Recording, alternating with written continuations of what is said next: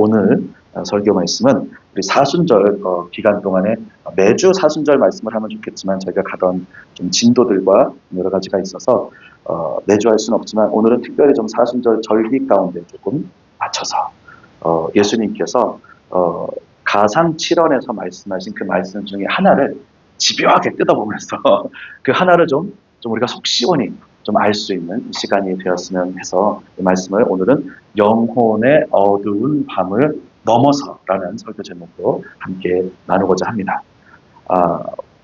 가로치고 사실은 시편 22편이라고 이렇게 말씀이 되어 있습니다. 지난주에 시편 23편을 했는데 기도하면서 이번 주 말씀을 준비하다 보니까 이 가상칠언으로 가고 결론은 시편 22편이라는 거 보면서 이거 너무 이렇게 눈에 뻔히 보이는 진영이 혹시 아닌가.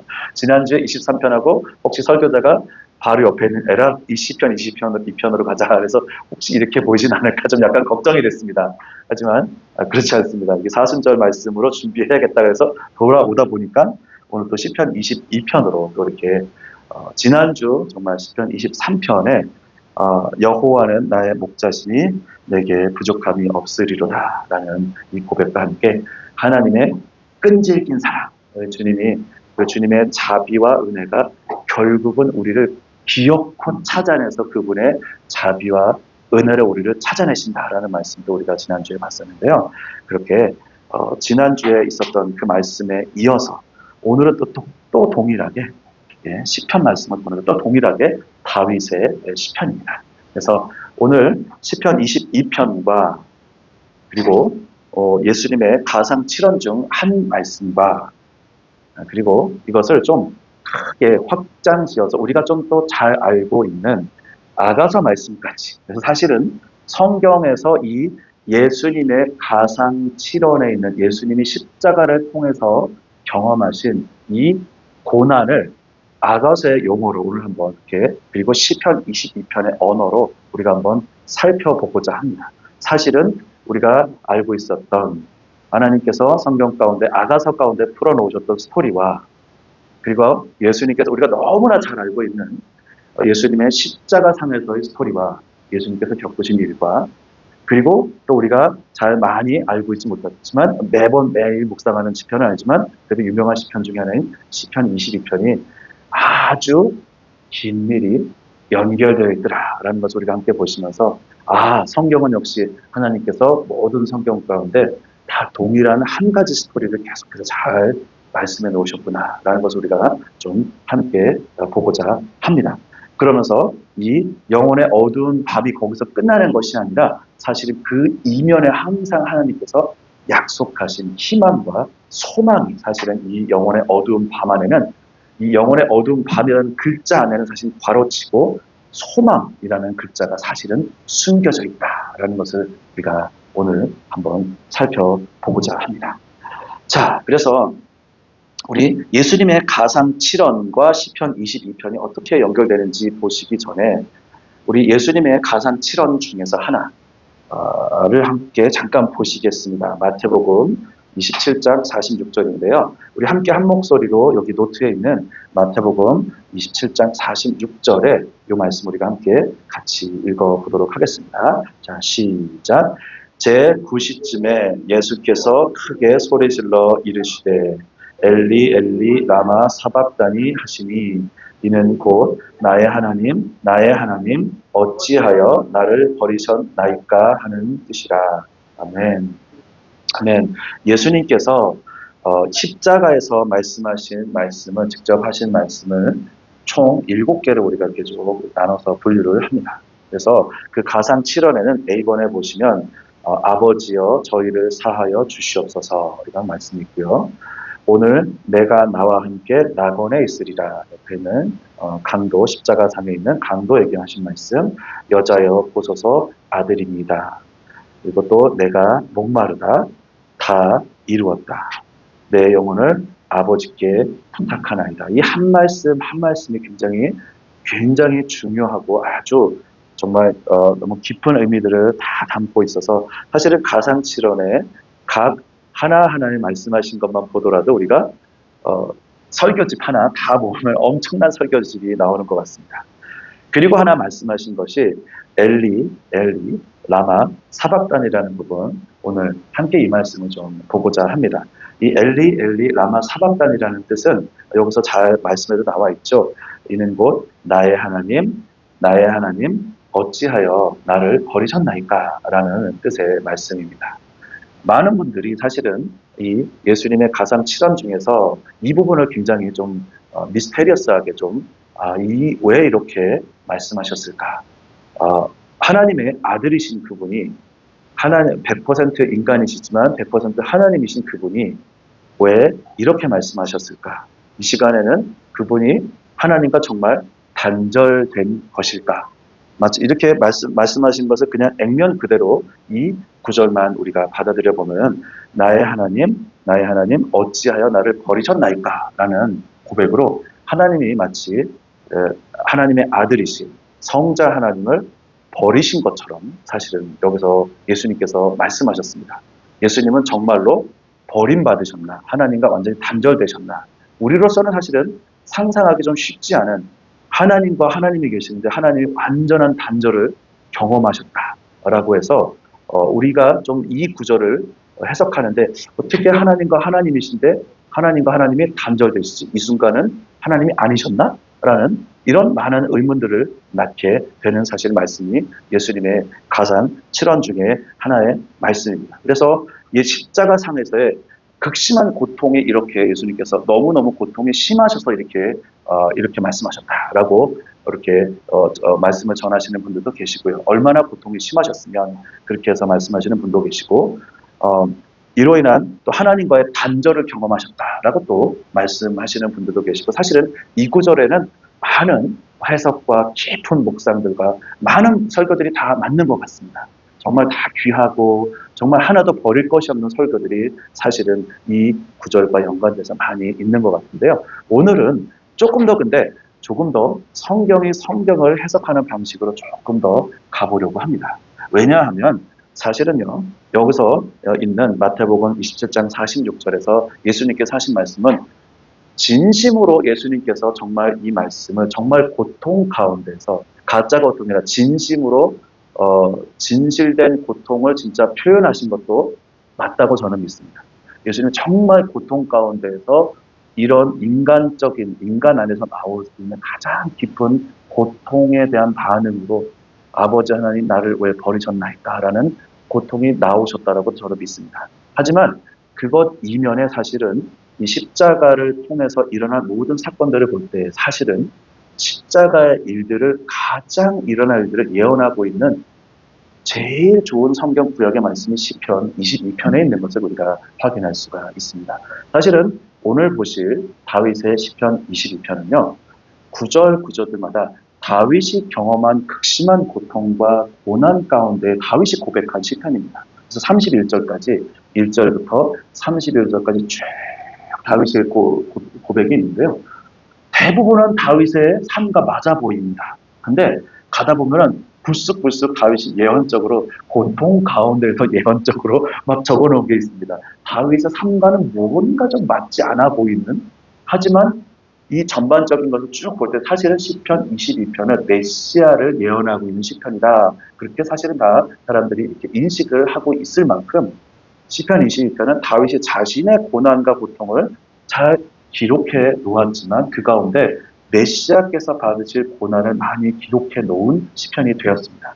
다윗도 아마 기록하면서 이게 무엇일까? 아니면 다윗 앞에 하나님께서 보여주신 어떤 이미지라든가 환상이라든가 이런 걸 보면서 자신의 고난과 고통을 알으면서 같이 이렇게 하나님 보여주시는 환상을 쓰고 기록했을지도 모르겠습니다. 아무튼 시편 22편에는요. 사실은 예수님의 십자가에서 일어난 일들을 굉장히 자세하게 여러 번 기록을 하고 있는 걸 우리가 볼 수가 있습니다.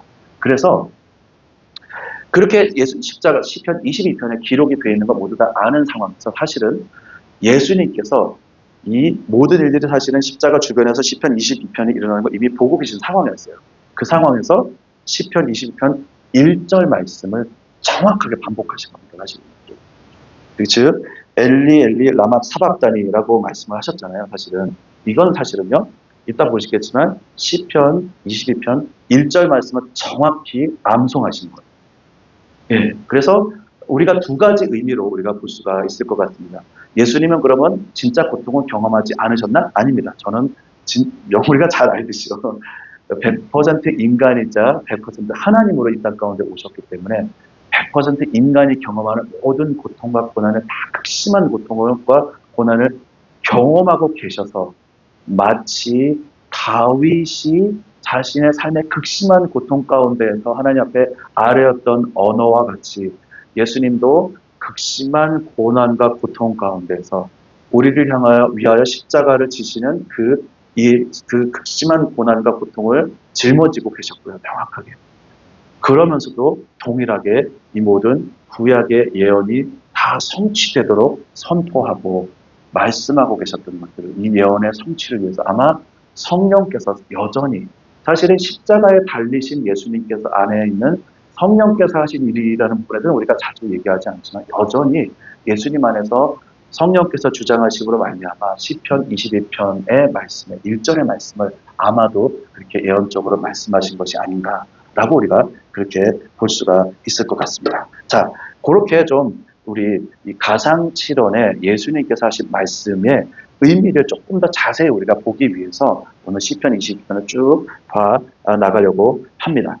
자, 시편 22편의 결론을요, 먼저 말씀을 드리겠습니다. 제가 한번 오늘은 시편 22편 말씀을 31절까지 제가 다 한 절 한 절 보면 좋겠지만 그러기에는 시간이 없으니까요. 조금씩 건너뛸 거라서 시편 22편 말씀에 있는 결론을 먼저 말씀을 드리겠습니다.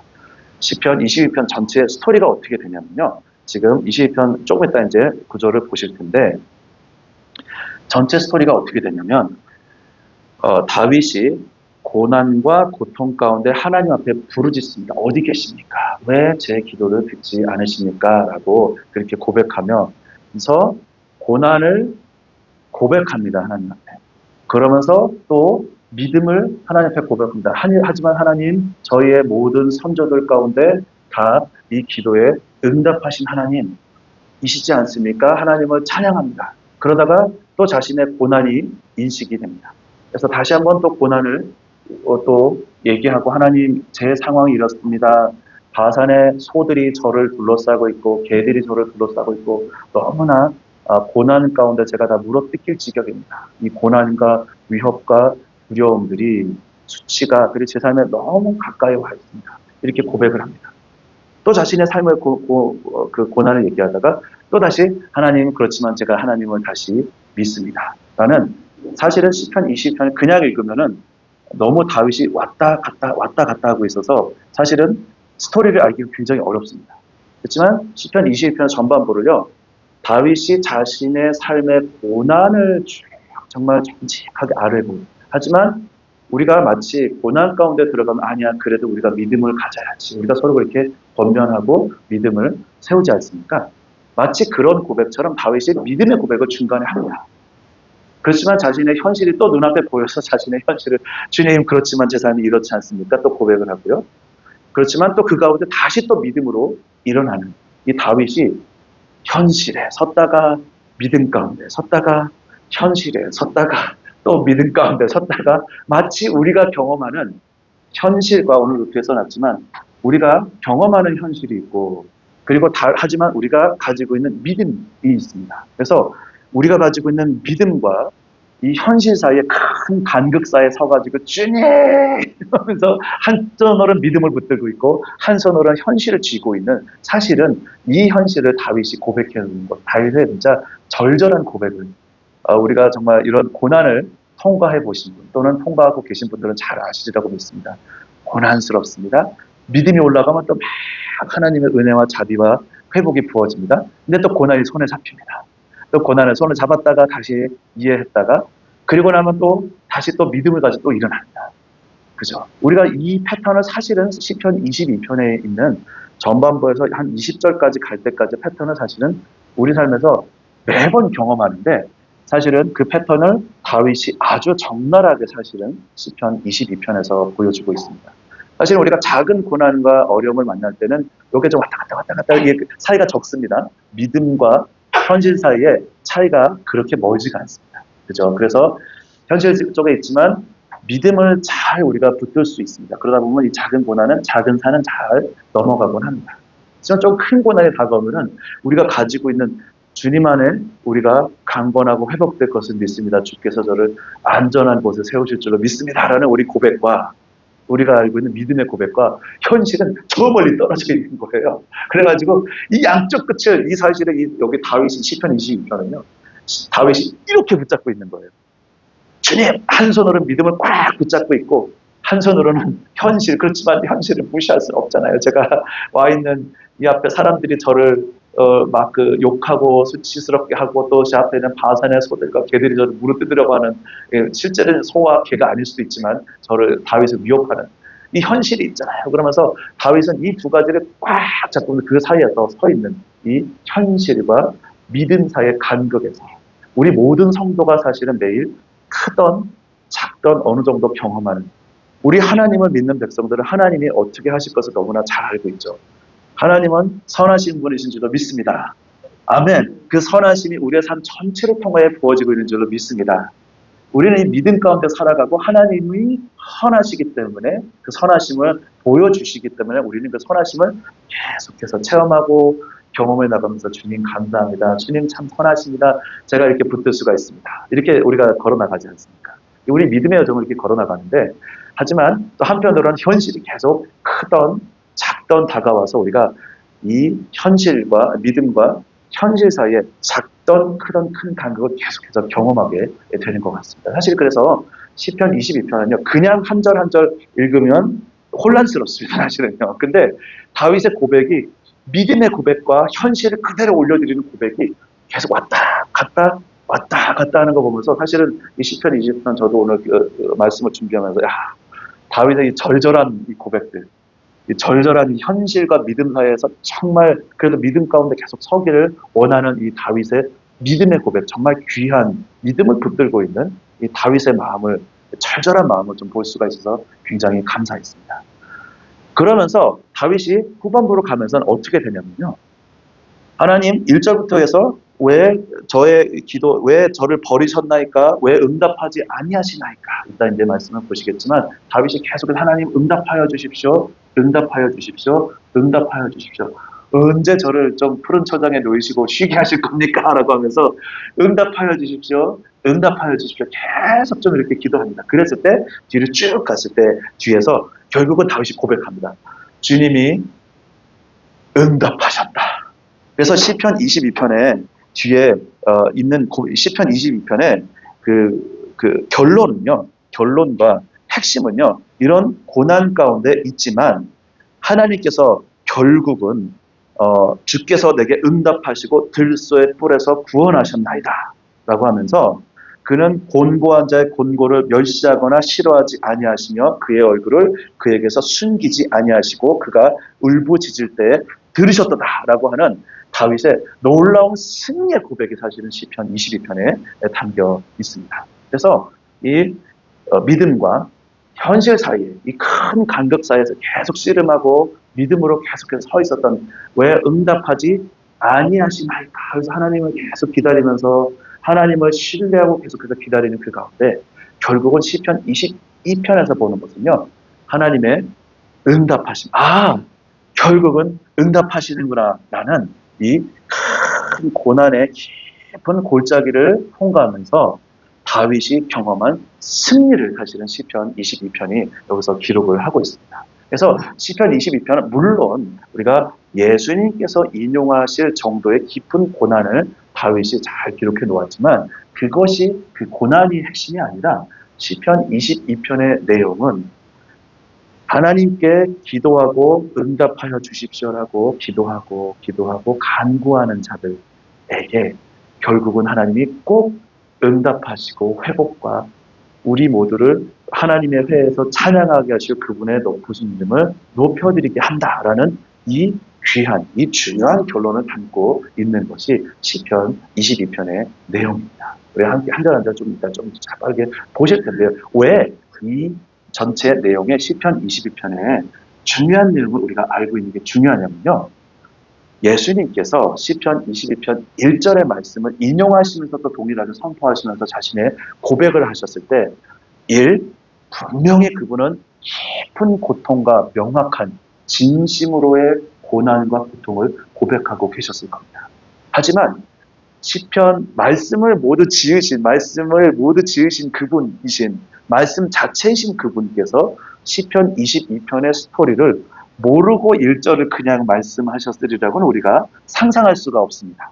그래서 사실은 우리가 읽은 나의 하나님 어찌하여 나를 버리셨나이까 라는 이 고백을 하실 때 사실은 예수님의 마음 안에 이 제가 지금 고난과 고통을 지나가고 있지만 주님 이 너머의 건너에는 당신의 승리가 있는 줄로 믿습니다라는 사실은 예수님께서 처절하게 고난받으시고 십자가에서 고통을 당하신 게 100% 사실이지만 그것과 더불어 사실은 예수님께서 이 말씀의 시편 20편 1절의 말씀을 하실 때 그 가운데 시편 22편을 너무나 잘 알고 계시던 그분이라는 가정, 이걸 가정이라고 말씀을 드려야 될지 잘 모르겠지만 그분이 너무나 잘 알고 계시는 그분이시라면 이 1편의 고백의 응답이 명확하게 다윗이 예언적으로 다 해놓고 다윗도 경험한 이 고난에 대한 간구를 하실 때는 여기에는 명확한 하나님의 응답하신 것,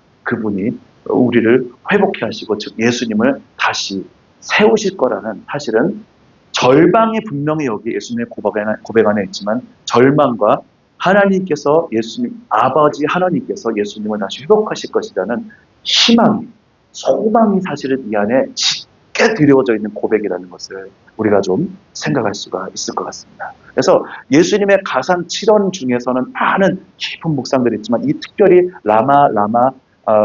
잠시만요. 죄송합니다. 엘리 라마 사막단이라는 라마라마는 저희 애들 만화책, 애들 책에 동화책에 나와 있는 겁니다. 엘리 라마 사막단이라는 이 고백 안에는 사실은 우리가 시편 22편을 조금만 윤곽을 알고 있어도 이 예수님의 고백 안에는 엄청난 희망과 소망이 숨어 있다는 것을 우리가 정말 잘 길어내고 명확하게 우리가 가져올 수가 있을 것 같습니다. 그리고요, 하나 더 덧붙이자면 앞에 말씀드렸던 이 예수님이 지나가신 이 깊은 고난, 그리고 가장 고난 중에 짙은 어둠을 지나가신 이 십자가의 고난은 사실은요, 우리 아가서의 용어로 보시면은요, 아가서에서 신부가 처음 술람미 여인이 1장, 2장에서는 그 사랑하는 자 왕의 침소에 너무 좋은 것으로 아주 행복하게 완전히 상사병에 나죠. 너무 좋습니다. 그래서 막 누립니다. 그 사랑이 내 위에 기로다, 깃발이로다, 막 그러면서 있다가 처음에 왕께서 오셔서 술람미 여인 보고 자 이제 겨울이 다 지났으니까 봄 새가 지저귀고 보니까 우리가 함께 나가자, 일어나 나가자 했을 때 안녕히 가시어서 저는 여기가 얘가 졌사오니 술람미 여인이 이렇게 고백하지 않습니까? 그랬을 때 왕이 살짝 인재를 숨기시니까 깜짝 놀라가지고 술람미 여인이 뛰어나와가지고 거리를 뛰어나와가지고 내 사랑하는 자가 어디 있냐 하면서 찾아다니는, 그래서 이 술람미 여인이 살짝 성숙으로 일어나는 우리 이 스테이지를 우리가 아가서에서 스토리에서 볼 수가 있습니다. 그래서 이 한 3장, 4장으로 가시면요, 이 술람미 여인이 그 왕과 함께 분명히 산을 뛰어다니면서 순종하면서 왕과 함께 막 이렇게 그 모든 왕의 더 크신 모습, 즉 왕의 침소에서 왕의 정말 귀한 아름다움을 경험할 뿐만 아니라 우리가 말씀과 기도 가운데 묵상 가운데 왕의 아름다우심을 경험하기도 하지만 하나님께서 온 땅 가운데 행하신 놀라운 기적과 능력들을 또 보게 되지 않습니까? 순종할 때. 이걸 다 경험해서 신부가 많이 성숙해져 있습니다. 근데 아가서의 스토리가 거기서 끝나지 않습니다. 뭐냐면요, 거기서 예수님께서 손에 모략이 뚝뚝뚝 떨어지는 손으로, 즉 희생과 예수님의 십자가를 연상시키는 모략이 뚝뚝뚝뚝 떨어지는 손으로 문고리를 탁 잡습니다. 신부의 술람미 여인의 문고리를 탁 잡고 거기 노크를 하시는 거죠. 자, 나와 함께 희생의 여정으로 함께 들어가지 않겠냐. 뭔가에 알 수 없지만 왕께서 이 술람미 여인을 초청하십니다. 그래서 술람미 여인은 네 하고 이번에는 잘 순종하고 나가는데 그 순종의 결과가 영혼의 어두운 밤을 갑자기 뚝 들어가게 되는, 딱히 술람미 여인이 크게 잘못한 것도 없는데 그냥 하나님의 연단과 성숙의 여정으로 들어갑니다. 그래서 딱히 뭔가 잘못하지 않았는데 그냥 연단과 어려움의 여정 가운데 들어가서 이 술람미 여인이 그래도 그 가운데 나의 사랑하는 자가 어디 있느냐 하면서 이 예루살렘 여인들에게 내 사랑하는 자를 찾아내 그랬더니 예루살렘 여인들이 야 얼마나 아름답게 그러냐 하면서 찾으면 우리도 좀 알려줘라 나도 좀 보고 싶다 그러면서 하는 이 술람미 여인의 그 영혼의 어두운 밤이라는 이라고 이제 많은 아가서의 주석가들이 기록해 놓은 게 바로 영혼의 어두운 밤의 이 여정인데요. 마치 그 희생의 여정 그리고 이 하나님이 예비하신 그 아주 디바인한 뭔가의 이 여정을 통해서 신부를 더 성숙하게 하시고 가장 깊은 우리는 알 수 없지만 지나고 보면 알게 되는 그 여정이 바로 이 아가서에도 잘 나와 있지만 이 영혼의 어두운 밤이라는 여정인 것 같습니다. 이 영혼의 어두운 밤의 여정을 거치면서 우리가 좀 새롭게 태어나는 부분들이 많이 있는 것 같습니다. 우리 함께 앉아 계시는 분들은 이미 다 한 번씩은 나는 그게 뭔지 알지 하면서 다 이렇게 앉아 계시는 줄 믿습니다. 왜 이런 일을 하면서 우리가 살다 보면 잘 하라고 있었는데 모든 게 다 좋았는데 왜 이러시는지 알 수가 없는 그런 우리 크고 작은 영혼의 어두운 밤을 우리가 한 번씩은 다 경험해 나오셨을 텐데요. 그 아가서에 있는 영혼의 어두운 밤이 첫 번째는 아마 십자가에서 예수님께서 경험하신 것도 그 영혼의 어두운 밤이라고도 표현할 수가 있을 것 같고 또 이 다윗이 기록한 시편 22편에 있는 다윗의 가장 극심한 고난을 기록하고 있는 시편이 바로 시편 22편입니다. 사실은요. 이 영혼의 어두운 밤이라고 할 수 있을 텐데 이 영혼의 어두운 밤 이면에는 소망과 희망이 있다. 즉 영혼의 어두운 밤이라고 우리가 얘기할 때는 사실은 괄호측과는 이꼴 소망이라고 우리가 적을 수가 있다. 그렇게 우리가 좀 이 영혼의 어두운 밤에 대한 인식을 좀 바꿀 수가 있을 것 같습니다. 시편 22편을 통해서요. 자, 메시지 전체를 우선 쭉 다 요약을 하고 들어갑니다. 왜냐하면 제가 가다 보면 또 절바이절로해서 푹 빠져가지고 어디서 또 헤어나오지 못하고 제가 여러분의 그 우리 함께 또 육신의 양식을 다 채워야 되는 시간을 다 까먹고 제가 말씀 가운데 헤어나오지 못할까봐 미리 처음 윤곽을 다 그려드리고 들어갑니다. 그래서 오늘 한번 말씀을 하나하나 보시면서요. 사실은 이 영혼의 어두운 밤이라는 주제가 십자가 안에도 사실은 예수님의 십자가의 여정도 사실은 그렇게 우리가 표제를 붙일 수가 있을 것 같고요. 시편 22편에도 그렇게 어떻게 잘 되어 있는지 우리가 한번 함께 보도록 하겠습니다. 2페이지로 가시겠습니다. 2페이지로 가셔가지고요. 사실은 시편 22편에는요. 십자가에 달리신 2페이지 2번 알파벳 2번을 보시면 십자가에 달리신 예수님을 통해 직접 인용되거나 또 십자가를 통해 많은 부분이 예언적으로 성취되는데 1절 우리 금방 보신 엘리엘리 라마 사박다니에 그게 있고요. 그 다음에 7절과 8절 그리고 이 옷을 나눠 갖는 것들이라든가 18절까지 해가지고 사람들이 예수님을 향해서 조롱하는 부분까지도 사실은 시편 22편에 너무너무 자세히 사실은 메시아께서 받으실 고난이 시편 22편에 너무너무 자세히 잘 기록이 되어 있습니다. 그리고 22절은요. 시편 22편의 22절은 히브리서 2장에서 또 인용이 되고 있습니다. 그래서 사실은 시편 22편이 사실은 금광맥입니다. 이 금광맥을 잘 우리가 이렇게 잘 걷어서 올리면은 우리가 상당히 많은 부분, 특별히 우리 예수님의 가상 7원의 부분까지도 우리가 잘 좀 한 부분까지도 이해를 할 수가 있을 것 같습니다. 우리 1절 말씀 함께 22편 1절 말씀 함께 보시도록 하겠습니다. 자, 여기 노트에 되어 있고요. 화면에도 있으니까요. 1절과 2절 우리가 함께 읽어봤으면 좋겠습니다. 시작. 내 하나님이여 내 하나님이여 어찌 나를 버리셨나이까 어찌 나를 멀리하여 돕지 아니하시오며 내 신음소리를 듣지 아니하시나이까 내 하나님이여 내가 낮에도 부르짖고 밤에도 잠잠하지 아니하오나 응답하지 아니하시나이다. 자, 여기는 다윗의 정말 영적인 현실을 여기서 보여주고 있습니다. 다윗이 적나라하게 자신의 삶에 고백을 하고 있습니다. 낮에도 부르짖고 밤에도 잠잠하지 아니하고 24/7 day and night 주야로 부르짖고 있는데 하나님께서 응답하지 않고 계시다는 다윗의 고백을 우리가 여기서 볼 수가 있습니다. 그래서 오죽하면 하나님을 신뢰하던 다윗도 그렇게 많이 신뢰하던 다윗인데 오죽하면 이렇게 고백했겠습니까? 어찌 나를 버리셨나이까? 날 버리신 것 같아. 이러면서 왜 기도하는 것마다 왜 응답하지 않으시고 왜 상황이 이렇게 흘러가는지 상황을 겪다 보면 우리가 살다 보면 가끔 좀 서운해질 때가 있지 않습니까? 잊으셨나 나를. 그래서 가만있어 봐. 잘 나를 기억하고 계셨던 것 같은데 하나님이 나를 잊으셨나라고 사실 우리가 살면서 고백될 정도의 순간이 사실 있습니다. 살짝 서운해지고 나를 잊으신 것 같은 순간이 우리 삶에 다가오는데요. 다윗도 아마 그랬던 것 같습니다. 아주 그냥 적나라한 고백이 아주 그냥 잘 되어 있습니다. 어찌 나를 버리셨나이까. 이 다윗의 성품을 보면요. 이 다윗이 기록한 시편과 모든 일들을 보면 다윗은 자신이 하고 싶은 말을 그냥 다 하는 분이었던 것 같습니다. 돌려서 하지 않고요. 다윗이 너무 말을 돌려서 하는 분이었다면 다윗의 시편을 이야기가 굉장히 어려웠을 것 같습니다. 맨날 비유와 뭐 이렇게 막 은유 뭐 그런 것만 써가지고 시편을 다 기록했을 것 같은데 이 시편을 기록 보면은요 다윗의 성품이 굉장히 느끼는 것 그대로 다 말하는 사람입니다. 그래서 우리 가운데도 이렇게 그걸 돌려서 말하시는 분도 계시고 잘 말씀하시는 분들도 계시잖아요. 잘 말씀하시는 분들은 다윗의 성품을 가진 줄로 믿습니다.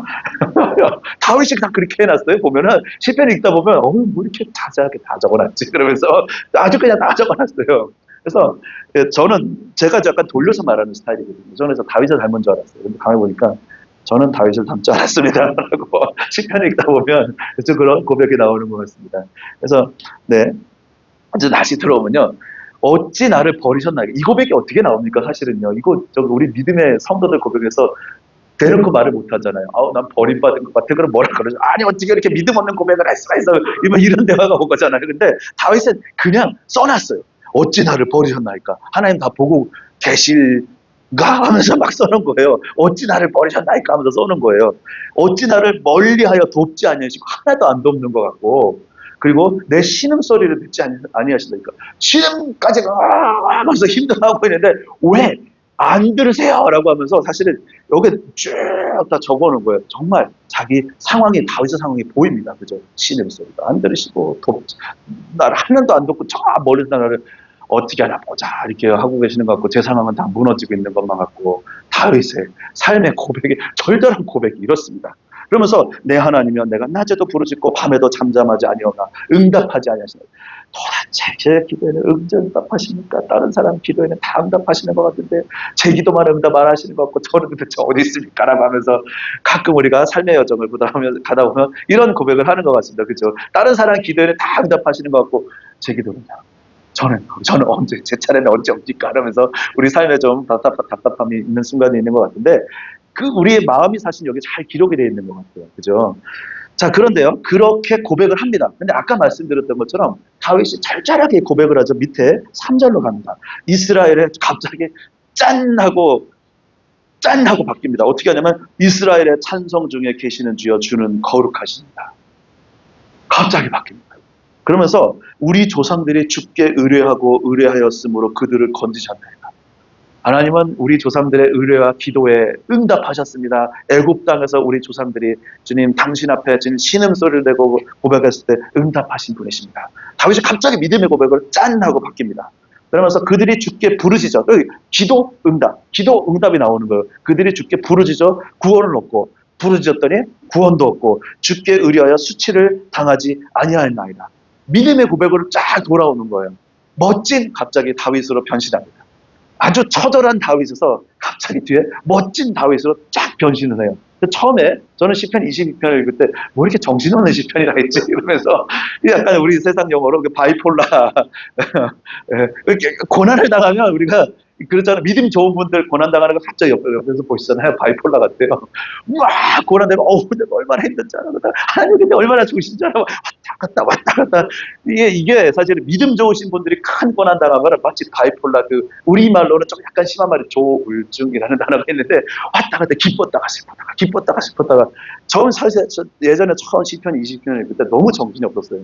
이걸 어떻게 받아들이려고요. 좀 흐름이 있어요. 흐름이 좀 해야지 좀 은혜가 있고 천천히 좀 이렇게 구절마다 이렇게 하나씩 좀 이렇게 수위를 높여주시면 은혜가 참 이렇게 좀 그런 게 있지 않습니까? 근데 안 그래요. 1절, 2절 하다가 막 그래 그러면 3절에서 더 깊은 고백 막 이렇게 처절한 고백을 기대했는데 3절엔 갑자기 이스라엘의 찬송 중에 계시는 주여 주는 거룩하시니다 이게 뭐지? 이러면서 처음엔 되게 정신이 없었습니다. 그렇지만 정말 다윗이 아까 말씀드린 것처럼 믿음과 이 현실 사의 큰 간극 사이에서 이거 양쪽을 붙들고 있는 이 모습을 마치 우리가 매일 살아가고 있는 크던 작던 이 간극을 경험하고 있지만 믿음을 붙들고 있는 우리 믿음의 이 다윗의 모습을 인내와 신뢰로 견디고 있는 다윗의 모습을 사실은 우리가 볼 수가 있습니다.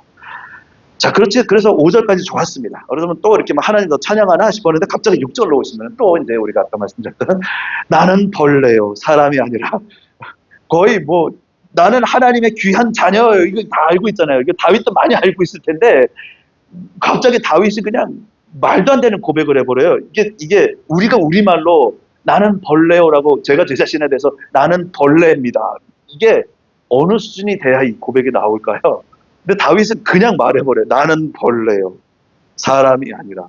나는 사람도 아닙니다. 이런 소리인데요. 지금 이 정말 아주 정말 상상하기 힘든 고백을 다윗이 아주 정말 그냥 쏟아내고 있습니다. 사람이 아니요 사람의 비방거리요 백성의 조롱거리다. 저런 수치 가운데 있는 사람들이 저를 보고 뭐라 그런지 듣고 계시죠 지금. 그러면서 다윗이 이렇게 얘기하고 있는 거예요. 나를 보는 자는 다 나를 비웃으며 입술을 삐죽거리고 머리를 흔들며 말하되 그가 여호와께 의탁하니 구원하실 걸 그를 기뻐하시니 건지실 걸 하나이다 하면서 다윗은 여기서 그래 옆에 있는 사람들이 얘기하는 그래 너 그렇게 하나님 앞에 다 세워지고 하나님이 이렇게 세워주셨잖아 그러면서 그래 하나님 앞에 얼마나 잘 되는지 보자 그러면서 너 이렇게 저기 크게 앞에서 이렇게 하나님을 자랑하고 막 하더니 그러면서 아마 주변에 있는 사람들이 이렇게 다윗을 향해서 이렇게 막 조롱하고 이런 그 비난을 던질 수 있는 건 아마 예전에 다윗이 하나님의 선하심을 막 하면서 우리 하나님 얼마나 대단하신지 알아 그러면서 정말 정직하고 솔직한 고백으로 그냥 반응했던 것 같아요. 하나님 너무 기쁠 땐 막 기뻐서 하나님을 찬양하고 높여드리고 막 이게 좀 저같이 좀 조심스러운 사람은 하나님을 찬양하고 높여드리고 기쁠 때도 덜 기쁩니다. 저는 한 80% 70%만 합니다. 혹시 나중에 또 잘못되면 이렇게 하다가 저는 약간 좀 조심스러운 사람이에요. 근데 정말 순전하신 분들은 하나님 보여주시면 100% 기뻐하세요.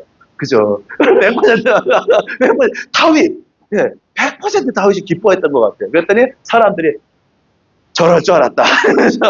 여기 좀 수치를 해가지고 아니 지금 백성들은 조롱거리와 수치거리가 되지 않습니까? 저는 다윗을 닮아야 되는데 참 다윗을 잘 못 닮은 것 같아요. 근데 어쨌든 다윗이 이렇게 정말 순전한 고백으로 이렇게 얘기하고 있는 것 같아요. 사람들이 뭐라고 하냐면요. 야, 한번 증명해봐. 그러면서, 너가 여기서의 메시지는요, 우리가 좀, 하나 건져갈 수 있는 메시지는 사람들이 다윗을 향해서 증명해봐. 그러는 거예요. 너가 하나님의 귀한 자녀라 그랬지. 증명해봐. 이런 소리가 사실은 비방이 다윗을 향해서 부어지고 있는데요. 사실은 여기서 우리가 하나 묵상할 수 있는 포인트가 뭐가 있냐면, 우리를 증명하는 건 우리가 아니라 하나님이신 줄로 믿습니다. 하나님의 선하심으로 말미암아 물론 우리의 삶을 통해서 하나님이 변화시킨 삶을 간증함으로써 우리 삶은 저희가 증명하지 않고 하나님의 선하심이 저를 이렇게 만들어 버리셨어요 라고 이렇게 하나님의 일하심을 우리는 증거하는 자들인 것 같습니다. 그죠? 우리가 하나님 말씀에 순종하고 하나님 앞에 변화된 삶을 가지게 되고 그 하나님의 그 덕을 선전하게 되는 그게 하나님의 백성인 것 같습니다. 그래서 하나님이 얼마나 좋으신 분이신지. 사실은 근데 믿지 않는 분들이 이렇게 할 때 증명해봐 그러면 우리 할 말이 없는 거죠. 저는 제 삶에서 제가 뭐 별로 선한 건 없고 증명할 건 없고요. 그분이 선하셨습니다. 라고 사실은 우리가 할 수 있는 최선의 고백은 제일 기쁜 고백은 그거 같습니다. 하나님이 선하셔서 제 삶을 바꾸셨습니다. 라는 고백인데 여기서는 앞에서 해봐! 그러면서 하나님의 자녀라며 해봐! 그러고 이제 사실은 그런 상황, 비슷한 상황에 있었던 것 같습니다. 자, 우리가 사실은 뒤에 페이지 3번에 보시면은요. 우리가 이 딜레마를 살짝 좀 짚고 넘어갔으면 좋겠는데 우리가 하나님 앞에서 우리 자신을 증명해야 되는 경우는 굉장히 많이 있습니다. 그죠? 증명해야 될 것 같고. 뭐 우리가 기도하면 정말 기적이 드러나야 될 것 같고, 그죠? 안 드러나면 하나님의 자녀가 아닌 것 같고, 뭐 하여튼 복잡한 생각들이 막 이렇게 뭐 복잡하게 스쳐가는데, 우리를 증명하시는 분은 하나님이시라는 것을 우리가 좀 잘 기억했으면 좋겠는데, 뒤에 보면요, 너희가 서로 사랑하면 이로써 모든 사람이 너희가 내 제자인 줄 아니라. 사람들이 그냥 우리가 순종해서, 그냥 하나님 말씀하신 대로 순종해서 우리가 서로 사랑하다 보면 사람들이 저희들 하나님의 자녀인 것 같아 라는 이런 상황을 또 우리가 경험하게 되는 것 같고요. 그 다음에 D번에 보시면 우리 바울의 고백, 고린도후서 4장 7절 10절 말씀 보시면, 이 능력이, 우리를 통해 드러나는 큰 능력이 우리 가운데 있는 것이 아니라 우리 가운데 계시는 그 하나님의 능력으로 인해서 가능하다는 것을 우리가 바울도 사실 고백을 하고 있죠. 우리가 이 보배를 질그릇에 가졌으니 이는 심히 큰 능력은 하나님께 있고 우리에게 있지 아니함을 알게 하려 함이라. 우리가 사방으로 우겨쌈을 당하여도 쌓이지 아니하며 답답한 일을 당하여도 낙심하지 아니하며 박해를 받아도 버림받지 아니하며, 우리가 점점점 하고 우리가 항상 예수의 죽음을 몸에 짊어지면 예수의 생명이 또한 우리 몸에 나타나게 하려 함이라. 또 밑에 아가서 말씀들 보면은 그냥 우리가 슈퍼 성도처럼 우리 안에 뭔가 다 있는 것처럼 우리가 뛰어다니는 게 아니라, 이 술람미 여인도 거친 데에서 올라오긴 해요. 우와, 신부의 엄청난 모습이 있습니다. 그죠? 신부의 엄청난 모습이 있는데, 그 신부의 모습 중에 굉장히 특별한 모습은요, 뭐냐면 마지막 때 신부를 그릴 때 막 용사처럼 우리가 막 그림을 그리기도 하고 용사처럼 이미지를 말하기도 하지만, 마지막 때 신부의 가장 특징적인 모습 중에 하나는요, 하나님을 전적으로 의지하고 있는 그 모습이 바로 사실은 신부의 모습 중에 가장 큰 특징 중에 하나라고 할 수가 있을 것 같습니다. 그래서 사실은 이 시편 22편 6절에서 8절에서 이 다윗이 받고 있었던 여러 가지 그 비난들이 있었는데, 그가 여호와께 의탁하고 있으니 하나님이 다 바로 나서 구원하시는지 보자, 너의 능력을 보여봐라, 너가 얼마나 그런지, 이렇게 막 비난하는 소리가 있는데, 그 가운데에서도 우리가 혹시 삶에서 이런 도전을 받더라도 우리를 증거하시는 분은, 우리를 증명하시는 분은 하나님이시라는 사실을 우리가 하나님 든든하게 믿고 그분이 역사하실 거라는 것을 믿고 우리가 우리가 성도로서 이 믿음을 든든하게 좀 붙들고 나갔으면 좋겠습니다. 우리 안에 주님, 제 안에 하나도 선한 것이 없습니다 라는 고백은 기쁜 고백인 것 같습니다. 그렇지만 거기서 끝나지 않고요. 거기서 끝나면 기쁜 고백이 아니죠. 그렇지만 주님이 저와 함께 계시니 너무 감사합니다. 주님, 저를 통해 일해 주십시오. 주님, 제 삶을 채워 주십시오. 주님의 선하심으로 제 삶을 인도하여 주십시오. 주님, 저는 그래서 주님을 너무 사랑합니다. 그렇게 우리가 고백하며 나아갈 수가 있으면 좋겠습니다. 자, 아무튼 우리가 원래 흐름으로 다시 돌아와가지고요. 이 2페이지에 여기 끝에 6절에서 8절, 다윗이 나는 벌레요 사람이 아니라 라고 하던 이 조롱거리나 해서 다윗이 열심히 이 하나님 앞에 주님, 제 삶이 지금 이래요 그러면서 다 무너져 있는 모습을 고백하다가 3페이지에 9절에서 10절로 잠깐 넘어오겠습니다. 넘어오기 전에 사실은요, 우리 그 시편 22편에 이 십자가와 어떻게 연결되어 있는지 사실 이 말씀 잠깐 보고 넘어가도록 하겠습니다. 금방 보시던 나는 벌레요 사람이 아니라 사람의 비방거리와 백성의 조롱거리다 라고 했던 부분은 여기 이제 마태복음에도 있고 마가복음에도 있지만 똑같이 지나가던 자들은 자기 머리를 흔들며 예수를 모욕하여 이르되 아하, 성전을 헐고 사흘에 짓는다는 자여, 내가 너를 구원하여 십자가에서 내려오라 하고 그와 같이 대제사장들도 서기관들과 함께 희롱하며 서로 말하되 그가 남은 구원하였을 때 자기는 구원할 수 없도다. 이스라엘의 왕 그리스도가 지금 십자가에서 내려와 우리가 보고 믿게 할지어다 하며 함께 십자가에 못 박히신 자들도 예수를 욕하더라 라는, 사실은 이 다윗의 고백이 그대로 예수님의 십자가의 장면을 통해서 정확하게 시편 22편이 십자가 위에 쫙 십자가 사건 위에 부어져 있다는 것을 사실은 우리가 볼 수가 있습니다. 네, 그래서 자, 우리 뒤에 여기를 가기 전에 우리 노트로 가시겠습니다. 노트 2번으로 보시면요, 시편 22편 9절에서 10절 말씀 우리가 잠깐 보실 텐데요. 처음에 1절에서 2절은 고난을 노래했습니다. 그 다음에 다시 한번 3절에서 5절은 이 하나님을 찬양하는 믿음의 고백을 했습니다. 6절에서 8절은 다시 또 자신의 고난을 고백합니다. 그리고 9절에서 10절은 다시 또 믿음의 고백으로 옵니다. 다윗이 다시 이 믿음과 현실 사이에 쫙 잡고 싸움을 합니다. 인내로. 오직 주께서 나를 모태에서 나오게 하시고 내 어머니의 젖을 먹을 때 의지하게 하셨나이다. 내가 날 때부터 주께 맡긴 바 되었고 모태에서 나올 때부터 주는 나의 하나님이 되셨나이다. 라고 다윗은 다시 한번 믿음의 고백으로 돌아오는 것을 볼 수가 있습니다. 다시 믿음으로, 믿음과 현실 속에서, 믿음과 현실 속에서 다시 믿음으로 돌아오는 다윗의 모습을 볼 수가 있습니다. 때로는 우리가 고난을 겪고 고난을 지나갈 때 우리가 현실을 바라보면 안 돼. 그러면서 믿음을 가져야 돼. 우리가 우리 자신에게 많이 격려하고 우리 자신을 많이 이렇게 좀 다시 믿음을 세우는 고백들을 많이 하게 되는 것 같습니다. 그렇지만 또 지나가고 보면은 다시 또 현실을 바라보면 안 되는데 내가 또 현실을 바라봤구나 하면서 또 후회하게 되는 경우가 우리가 고난을 지나갈 때 보면은 그런 후회를 많이 하게 되는 것 같습니다. 하지만 근데 그게 크게 부끄러운 모습은 아닌 것 같습니다. 물론 100% 믿음 가운데 서 있으면 좋겠지만 다윗도 큰 어려움 가운데 이 서 있었던 걸 보면은 중요한 건 우리가 현실을 지각하고 현실 가운데 있긴 하지만 중요한 건 다윗처럼 믿음을 계속해서 붙드는 거구나. 믿음을 계속해서 붙들고 하나님이 내 삶에 선하신 분이시라는 것을, 이 영혼의 어두운 밤을 지나서 하나님께서 그 삶 가운데 응답하시고 명확하게 소망을 부으실 것이라는 것을, 이 명확한 믿음을 가지고 사는 게 굉장히 중요하구나. 그랬을 때 결국은 뒤에서 이 하나님의 이 그 놀라운 역사를, 우리가 응답을 보게 되는 것 같습니다.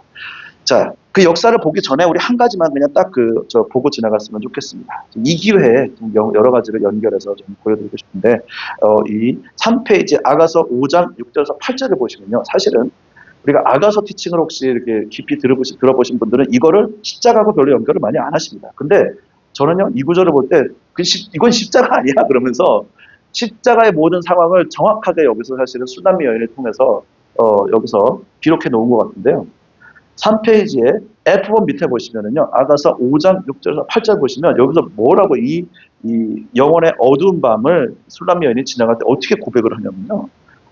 예전에 저는 처음 아가서였을 때는 저 생각이 없었어요. 근데 보면은 이건 아무리 봐도 십자가인데 이러면서 다시 깨닫게 되는 게, 일어나 내 사랑하는 자를 위하여 문을 열 때 모략이 내 손에서 모략의 칩이 내 손가락에서 문빗장에 떨어지는구나. 내가 내 사랑하는 자를 위하여 문을 열었으나 그는 벌써 물러갔네. 그가 말할 때 내 혼이 나갔구나. 내가 그를 찾아도 못 만났고 불러도 응답이 없었노라. 마치 다윗의 상황 같습니다. 불러도 왜 응답하지 아니하시나이까라는 다윗의 상황 같고요. 그 다음에 성환을 순찰하는 자들이 나를 만나서 나를 쳐서 상하게 하였고 성벽을 파수하는 자들이 나의 겉옷을 벗겨 가졌도다. 예수님의 상황과 굉장히 유사합니다. 그죠? 이거는 뭐 우리의 사역적인 권위가 뭔가 이렇게 벗겨졌다, 뭐 이렇게 아가서 피칭에는 많이 말씀하긴 하지만, 겉옷이 벗겨진 거는 이거는 예수님 옷을 가지고 나누는 사건과 굉장히 유사한 사건이 여기서 아가서의 술람미 여인이 겪고 있는 걸 볼 수가 있습니다. 예루살렘 딸들아, 너희가 내 사랑하는 자를 만나거든 내가 사랑함으로 벽이 났다고 하려무라. 하지만 여전히 이 현실 가운데 고난을 당하고 있지만 이 아가서에서 있는 슐람미 여인이 여전히 믿음 가운데 서 있는 것을 사실은 볼 수가 있습니다. 그래서 하나님께서 응답하시지 않는 것 같은 순간에서, 또 예수님의 십자가와 등의 유사한 상황을 지나면서도 슐람미 여인이 자신의 믿음 가운데 서 있는 모습을 우리가 이 십자가의 상황과 이 굉장히 닮아 있는 것을 볼 수가 있습니다. 그래서 제가 이렇게 오늘 말씀의 설교의 제목을 영혼의 어두운 밤을 넘어서라는 제목으로, 이 보통은 아가서에서 많이 쓰는 영혼의 어두운 밤을 제가 여기서 오늘 설교의 제목으로 정한 이유는, 다시 한번 설명드리지만 이 아가서도 이 십자가의 일들을 다 기록하고 있고, 그랬을 때 이 술람미 여인이 겪은 이 영혼의 어두운 밤이 예수님이 겪으신 그 일과 굉장히 유사했을 것 같다. 그리고 동일하게 시편 22편 다윗의 모습과 이 모든 것을 다 관통하는, 우리가 잘 이해할 수 있도록 설명해주는 단어가 아닐까. 또한 우리의 고난을 너무너무 잘 설명해주는 단어가 아닐까 생각해서 이렇게 제가 설교 제목을 그렇게 정하게 됐습니다. 그래서 어쨌든 조금만 건너뛰어가지고요, 우리 4페이지로 가시겠습니다. 4페이지로 가셔가지고요, 노트의 다른 부분들은 좀 읽어보시길 바랍니다. 제가 노트를 쭉 만들면서 오늘은 5페이지까지입니다. 사실은 이렇게 두껍지라고 이렇게 생각해 보신 분들, 미리 보신 분들은 아시겠지만 도저히 줄일 수가 없어서 줄이다가 5페이지로 줄였는데요. 좀 이렇게 다른 부분도 많으니까 좀 보시면은 좀 아가서와 어떻게 해서 십자가와 시편 22편 이렇게 다 깊이 연결되어 있는지 좀 잘 보실 수가 있을 것 같습니다. 자, 그랬을 때에 우리 그 H번, 페이지 4번에서 이제 H번, 이 다윗이 다시 한번 원래 스토리로 돌아오면 믿음과 현실 사이를 왔다 갔다 하면서 계속해서 고백하던 그 가운데 이제 다윗이 본격적으로 자신의 삶을 이렇게 나누기 시작합니다. 어떻게 하냐면 12절부터 많은 황소가 나를 애워싸며 바산의 힘센 소들이 나를 둘러쌌으며 내게 그 입을 벌림이 찢으며 부르짖는 사자 같으니라. 얼마나 두려울까요? 앞에서 바산의 힘센 소들 앞에 둘러싸여 있다라고 생각을 해보겠습니다. 바산은요, 그, 바산은 이스라엘의 북쪽 지역의 거대한 산이고 거기는 소들이 큰 소들이 많은 것으로 알려져 있었습니다. 그 산에 트레킹하러 올라가셨다가 소들한테 갑자기 큰 소들한테 둘러싸였다고 생각을 해보시면은 소들이 한 마리와 눈을 마주친 게 아니라 소 여러 마리가 나를 쳐다보고 있어. 지금 힘센 소들이 이런 상황인 것 같습니다. 그래서 바산의 힘센 소들이 나를 둘러쌌으며 내게 그 입을 벌림이 찢으며 부르짖는 사자 같습니다. 너무나 두려운 거죠.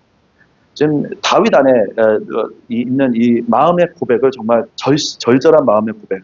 그 입을 벌림이 입을 막 그 사람들이 얘기하는 것이든 아니면 실제적으로 바산의 힘센 소와 마주친 것이든 그 입을 벌려서 나를 두렵게 하는 것이 막 나를 찢어버릴 것 같아요. 사자가 나를 다 찢어버릴 것 같은 느낌이 듭니다. 그러면서 14절에 다윗이 자신의 마음을 정말 유명한 고백이죠. 유명한 고백이에요. 근데 고난을 당하시는 분들한테는 사실은 이 구절이 저는 굉장히 위로가 되는 구절이라고 저는 봅니다. 어떻게 고백을 하냐면은 나는 물같이 쏟아졌으며 내 모든 뼈는 어그러졌으며 내 마음은 밀랍 같아서 내 속에서 다 녹았으며 제가 다라고 했습니다. 녹았으며 내 힘이 말라 질그릇 조각 같고 내 혀가 입천장에 붙었나이다. 주께서 또 나를 죽음의 진토 속에 두셨나이다. 라고 다윗이 이렇게 자신의 마음을 또 절절히 정말 표현의 왕인 것 같습니다. 그냥 직선적인 표현뿐만 아니라 다윗 안에는 굉장히 문학적인 표현들 또 자신의 마음을 다양하게 표현할 수 있는 시적인 능력이 있었던 것 같습니다. 계속해서 말씀을 전하면서 제가 한 분이 계속 기억이 나는데요. 국문과를 나오시고 그리고 굉장히 직선적으로 말씀을 잘 해주시는 한 분이 자꾸 생각이 나가지고 다윗과 같은 분이 제 앞에 사실 한 분이 앉아 계시는데 제이컨이 자꾸 생각이 나요. 저는 사실 이거 보면서 굉장히 시적인 표현을 능하시고 또 마음을 잘 이렇게 여러 가지 다양하게 표현하시고 또 그러면서도 하나님 앞에 마음을 숨김없이 너무 잘 고백하시는 설교 준비할 때는 이런 마음이 없었는데 하다 보니까 앞에 계시는 이거 자꾸 이분이신 것 같은데 이러면서 정말 다양하게 다윗이 자신의 마음을 잘 고백하고 있어요. 아마 이 고백이 예수님의 고백과도 거의 막 비슷하게 맞아 떨어졌을 것 같고요. 그죠? 목이 너무너무 마르신 상태이기도 했고, 정말 아마 그냥 내면이 다 녹아져 내리는 상황을 아마 예수님이 경험하지 않으셨을까 싶습니다. 네, 그 예수님이, 첫 번째로는 예수님이 경험하신 상황과 굉장히 유사하지 않았을까 싶고요. 두 번째로는 우리가 또 고난을 당하는 성도들의 입장에서, 예전에도 제가 좀 젊습니다만, 개인적으로 고난을 지나갈 때 이 구절을 읽을 때 참 많이 위로가 됐었습니다. 내 마음을 알아주는 성경 구절이구나. 내 마음을 알아주는구나 누가. 차마 제 입으로 표현할 수 없었던 제 마음의 상태를 알아주고 다 표현해주고 있는 거예요. 이게 알아주는 것만으로도 얼마나 위로가 사실은 됐는지 모릅니다. 그래서 사실은 굉장히 평소에 읽으면 빨리 지나가야지 하고 싶은 구절이지만 고난 가운데 있을 때는 주님 감사합니다 라고 하면서 이 구절을 몇 번이고 다시 읽을 수 있는, 주님 감사합니다, 제 마음 알아주셔서 감사합니다 라고 사실은 고백할 수 있는, 몇 번이고 읽을 수 있는 고백 같습니다. 그랬을 때 그런 이 고백을 지나서 다윗이 이제 16절로 가서 개들이 나를 에워쌌으며 악한 무리가 나를 불러 내 수족을 찔렀나이다. 내가 내 모든 뼈를 셀 수 있나이다. 도대체 어떤 상황이 되면 다윗이 자신의 뼈를 다 셀 수 있는 상황이 될 수 있는지는 잘 모르겠습니다. 그만큼 자신의 모든 뼈가 다 느껴진다는 거죠. 뼈가 다 분리되고, 우리 십자가 비유 많이 설교 들으셨죠? 달려있는 모든 관절이 다 분리된다고 하죠. 그죠? 관절이 붙었던 게 다 떨어지고, 그래서 아마 예수님의 고백과 굉장히 유사한 고백이 사실은 먼저 있습니다. 뭐 내가 내 모든 뼈를 셀 수 있나이다. 그들이 나를 주목하여 보고 주목하여 보고 있다라고 또 이렇게 이렇게 고백을 하고 있고요. 또 여기서 뭐라고 하고 있냐면 주목하여 보고 내 겉옷을 나누며 속옷을 제비 뽑나이다. 이렇게 사실은 예수님의 심정과 예수님이 십자가에 달리셔서 그분의 느꼈을 마음을 사실은 시편 22편에 너무 잘 표현해주고 있습니다. 우리가 달렸으면 얼마나 힘드셨을까 우리가 상상해 볼 수 있잖아요. 그죠? 또 의학적인 용어를 사용해서 여러 가지 상황을 우리가 예수님의 십자가에 달리신 상황을 우리가 많이 재현해보고 이렇게 알아보려고 노력하지만 사실은 시편 22편이 너무너무 사실은 예수님의 달리셨을 때의 마음과 상황을 너무 깊이 이미 성경을 너무 잘 설명해 주고 있는 것을 우리가 사실 볼 수가 있을 것 같습니다. 그래서 이 사순절 지나지는 동안에 예수님의 십자가를 묵상하고 싶으시다면 사실은 시편 22편에 이 기록되어 있는 이 구절들을 보시면서 예수님 그러셨군요. 예수님 정말 이런 상황 가운데 계셨군요. 감사합니다. 감사합니다. 이렇게 우리가 사순절을 지내면서 예수님 묵상하는데 시편 22편만큼 좋은 사실은 성경 구절이 없는 것 같습니다. 물론 그 마태복음 27장이라든가 굉장히 다양한 부분에서 예수님의 십자가를 묘사한 부분이 있지만 그 십자가에 대한 다른 빛을 이렇게 쫙 비춰주면서 우리가 알 수 있도록 도와주고 있는 시편 22편 우리가 정말 보화와 같이 우리가 여기고 우리가 묵상할 수가 있을 것 같습니다. 자, 그러면서 19절에 다윗이 다시 고백을 합니다. 여호와여 멀리하지 마옵소서. 나의 힘이시여 속히 나를 도우소서. 내 생명을 칼에서 건지시며 내 유일한 것을 개의 세력에서 구하소서. 나를 사자의 입에서 구하소서. 주님, 제가 이제 죽게 생겼습니다. 주님, 제가 수치를 당하고 있습니다. 이 두 가지 고백은 사실은 두려움과 수치, 이 두 가지는 예수님 안에서 예수님이 십자가에 달리셨을 때에 경험하셨을 감정이라고 우리가 또 볼 수가 있을 것 같고요.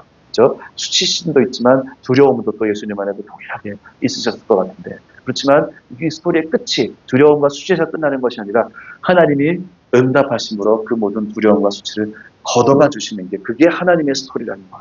그게 우리 믿는 자들이 붙드는 믿음이라는 것을 우리가 좀 잘 꼭 안고 갔으면 좋겠습니다. 자, 그래서 어떻게 되냐면 N번에 보시면 페이지 5번에 보시면은 이 21절의 후반부에 21절의 전반부와 후반부에서 이렇게 나뉩니다. 21절이 나를 사자의 입에서 구하소서라고 고백을 시작하지만 21절의 후반부에서 이렇게 고백을 하죠. 주께서 내게 응답하시고 들소의 뿔에서 구원하셨나이다. 아멘. 우리 삶 가운데 하나님께서 그렇게 응답하시는 분이신 줄로 믿습니다. 우리의 기도 가운데 응답하시고 우리의 정말 모든 기도와 간구와 이 모든 것 가운데 응답하시는 선하신 하나님 주님을 찬양합니다. 아멘. 아멘. 정말 우리가 그 주님의 선하심을 매일마다 믿고 우리가 서게 되는 것 같습니다. 그래서 매일 아침마다 우리가 고백할 수 있는 게 하나님 감사합니다. 하나님 감사합니다. 하나님 감사합니다. 하나님 정말 감사합니다. 그렇게 하실 것이기에 감사하고 그렇게 해 오셔서 감사하고 또 지금도 그렇게 하고 계셔서 너무나 감사하고 하나님 감사합니다. 이 모든 일의 끝에 하나님의 선하심이 계셔서 너무 감사합니다. 하나님의 선하심이 계실 것이기에 너무나 명확하기에 감사하고 하나님의 선하심이 약속이 되어 있기에 너무나 감사하고 이것이 약속되어 있는 하나님의 백성으로 저를 초청해 주셔서 너무나 감사하고 우리가 믿지 않는 자면은 뭘 믿겠습니까? 아무것도 못 믿습니다. 그죠? 일의 끝이 어디로 갈지 어떻게 될지 아무것도 모릅니다. 하지만 우리가 믿음이 있는 백성이고 하나님이 우리의 아버지시고 하나님이 우리의 하나님이시기 때문에 우리는 일의 결국을 믿고 우리가 소망을 가지고 기쁨을 가지고 일의 결국을 아직 보지 못했을 때에도 일의 끝을 보고 기쁨과 즐거움을 가질 수 있는 게 하나님이 계시기 때문에 그렇습니다. 하나님이 계시기 때문에 시편 22편에 다윗의 삶을 통해서도 극심한 고난 가운데 기도했지만 응답하신 하나님이 계시기 때문에 우리가 믿음을 가지고 오늘 다시 한번 또 소망을 가지고 삶에 있는 모든 일들에 우리를 둘러싸고 있는 일들이 있지만 많은 일들이 있지만 하나님이 하실 것이기 때문에 하나님이 우리 삶 가운데 같이 계시기 때문에 우리가 믿음으로 오늘도 다시 한번 소망을 가지고 하나님이 주시는 소망, 하나님이 하실 것이 되는 소망 우리 하나님 백성 하나님 꼭 붙들고 다윗이 계속해서 믿음을 붙들었던 것처럼 우리가 계속해서 믿음을 붙들고 일어날 때 우리 가운데 회복과 하나님의 돌파와 하나님의 놀라운 일의 선하신 능력이 우리 삶 가운데 그렇게 부어지게 될 줄로 믿습니다. 아멘. 우리 좀 서로 바라보시면서 그렇게 격려하셨으면 좋겠습니다. 하나님이 당신과 함께 하십니다. 하나님이 당신과 함께 하십니다.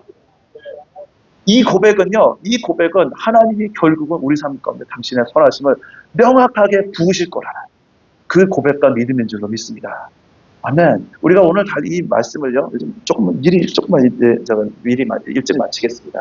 이 말씀을 시편 22편의 말씀을 볼 때, 그리고 이 말씀을 가상치론에서 예수님께서 하신 말씀으로 우리가 연결해서 우리가 함께 봤는데, 시편 22편에 있는 다윗의 이 믿음의 고백, 믿음과 현실 사이에서 분명히 이 믿음과 현실의 두 가지는 명확한 영적인 현실입니다. 믿음도 명확한 현실이고요. 우리 눈앞에 있는 것도 명확한 현실입니다. 하지만 이 사이에서 우리가 씨름하는 것을 멈추지 아니하고 인내와 우리가 하나님을 신뢰하는 것으로 다윗처럼 계속해서 믿음으로 서기도 하고 또 현실을 바라보기도 하고 가급적 안 바라봐야겠지만 현실을 너무 깊이 묵상하지 말아야겠지만 그렇지만 현실에 나도 모르게 현실을 바라보게 되고 어떻게 하다 보면 우리가 현실이 우리가 초청합니다. 해결해내. 그러면 우리가 가서 뭔가 해야 됩니다. 현실을 하다 보면 현실이 우리 삶 가운데 많이 들어와서 현실에 많이 이렇게 교화가 됩니다. 교화된다는 표현은 현실에 의해서 교화돼가지고 믿음의 끈이 어디 있었는지 어디 있더라 하면서 믿음의 끈을 찾아가지고 다시 믿음의 끈의 끝이 어디인지 찾아내가지고 아이고 여기 있지 그러면서 다시 믿음을 붙들고 현실에 다 교화되고 교육돼가지고 현실 속에서 아이고 이제 어쩌나 이랬을 때 믿음을 꼭 붙들고 우리가 믿음을 붙들고 있을 때 다시 한번 또 다윗과 같이 이렇게 믿음을 세울 수 있고 믿음을 가지고 설 수 있고 다시 기도할 수 있고 이 믿음과 현실의 간극이 얼마나 큰지 작은지 모르지만 사실 우리가 매일매일의 이 여정을 지나갈 때 또 하루하루를 지나갈 때 우리가 믿음을 가지고 하루하루를 지내고 또 큰일이 있을 때도 우리가 믿음을 가지고 삶을 지나갔을 때 우리가 정말 중요하게 계속해서 붙들 수 있는 것 하나님은 선하시고 우리 기도에 응답하신다라는 다윗의 고백. 그리고 24절에 있는 것처럼 그가 곤고한 자의 곤고를 멸시하거나 싫어하지 아니하시며 그의 얼굴을 그에게서 숨기지 아니하시고 그가 울부짖을 때 들으셨다라는 이 고백이 우리 삶의 진리가 되었으면 좋겠습니다. 하나님이 우리의 고백을 듣고 계시고 하나님이 우리의 모든 간절한 기도를 듣고 계시고 또 우리가 기도하고 있는 많은 분들의 우리 주변에 많은 또 육신의 회복과 치유가 필요하신 분들이 많이 계십니다. 또 각자 우리 참여하신 분들의 우리의 육신 가운데도 또 기도하는 부분들이 많이 있고 또 우리의 가족들 우리 함께 하시는 또 많은 분들과 또 문 회장님 아내분과 이 많은 분들 또 이렇게 우리 모든 삶에 있는 기도 제목들이 다 있지 않습니까? 우리 기도에 믿음을 다시 한번 가졌으면 좋겠습니다. 믿음의 이 기도의 결론을 알고 우리가 기도했으면 좋겠습니다. 하나님이 선하심으로 응답하실 거다. 하나님을 믿고 신뢰했으면 좋겠습니다. 네, 우리 함께 시간 좀 기도하실 때요. 함께 시간 기도하실 때 하나님 제 삶의 이 모든 부분들을 하나님 당신 앞에 믿음으로 다시 한번 드리기를 원합니다.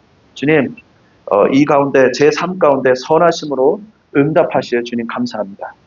주님 응답하여 주십시오. 제 삶에 또 응답하실 주님 감사드립니다. 좀 우리가 함께 이렇게 다윗의 고백처럼 하나님 응답하여 주십시오. 우리가 이게 응답하여 주십시오라는 이 기도 가운데 이미 가로치고 응답하셨다라는 이 기도의 응답을 봤으면 좋겠습니다. 주님 응답하여 주십시오. 우리가 함께 좀 기도했으면 좋겠습니다. 응답하여 주십시오. 다시 한번 이 응답하여 주십시오라는 이 간구의 뒤에는 숨어 있습니다. 응답하셨다라는 주님의 응답이 이미 부어져 있습니다. 그랬을 때 우리가 함께 주님 앞에 기도했으면 좋겠습니다. 주님 응답하여 주십시오. 우리의 삶의 모든 기도의 제목들 가운데 우리의 삶의 모든 영역 가운데 저희가 기도하는 모든 영역 가운데 응답하여 주시옵소서.